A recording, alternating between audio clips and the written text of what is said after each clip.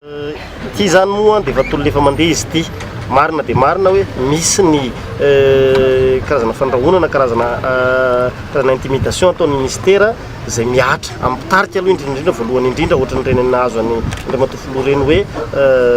nosamborina hatramin'izao dia mbola mitohy izay zavatra zay satria any dia efa misy indray ny fitronokononana hiaffectena ireo mpitarika eo anivon'ny any efa any amin'izay toerana hafa tsy ahafahany hitarika hitaka ny zon'ireo mpampianatra maro izay soloina tena ireo. Tianay manamarika hoe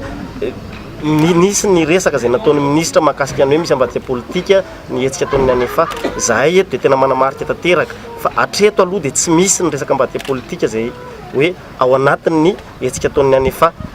Izahay koa raha mba manontany hoe sokosary tokony andraikitra ao amin'ny ministera no diso mahay politika loatra na diso mahay kajikajy politika loatra amin'io zava-misy io satria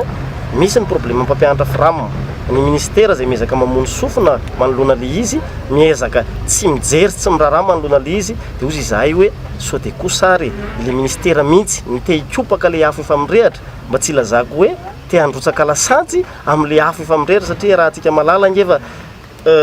karaktera ny vahoaka malagasy maharipery ny vahoaka malagasy fa kosa rehefa feno ny kapoaka dia mitroatra ny vahoaka ka ozy izay hoe sao dia mba ilay ministera tompony andraikitra kosa ary no teo tonga any amin'izany tanjona izany dia lasa ny any efa no voaspotaka ao anatin'le izy hoe misy ambadika politika.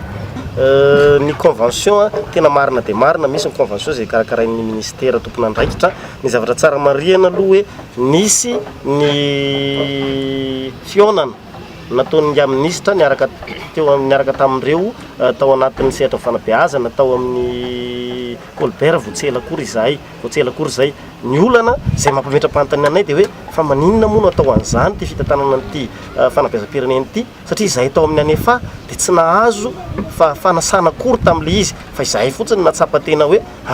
mahakasika ministera antsika io mahakasika ny fanabeazana ny zaza malagasy io mahakasika ny mpampianatra io ndao amonjy any manontany teny izay hoe fa maninona no atao ohatran'izany le izy hoe rehefa mpampianatra ave mitaky ny zony rehefa mpampianatra ave mba mitaky izay tombontsoakely tokony ho ananany dia raisina ho fahavalo ka na hatramin'ny invitation izay ilaina amin'ny fanomezan-kevitra ary dia ahilika lay syndicat mpampianatra firamina mahakasika ny convention nationale somary manana doty kely ihany izay manoloana an'le hoe misy garant koa ary ve aiza ny garant ahafahanay matsapa hoe tena ho tanteraky ny ministera izay zavatra tapako anatin'ny convention satria ny antony dia tsotra hoe be dia be ny zavatra efa mifampiresahana tamin'ny Andriamatoa ministra sy ny teo anivon'ny ministera fa hatreto dia hafa ny tenenina androany hafa ny tenenina rapitso ary ny promesse présidentielle ary izay ny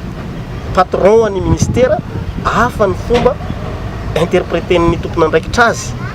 nefa dia promesse ny filoham-pirenena dia ohatra ny misalasala ihany izay hoe andeha le convention fa hatraizany garant ahafahana milaza fa ho tanteraky ny ministera indray izay zavatra tapaka ao anatin'io convention nationale io.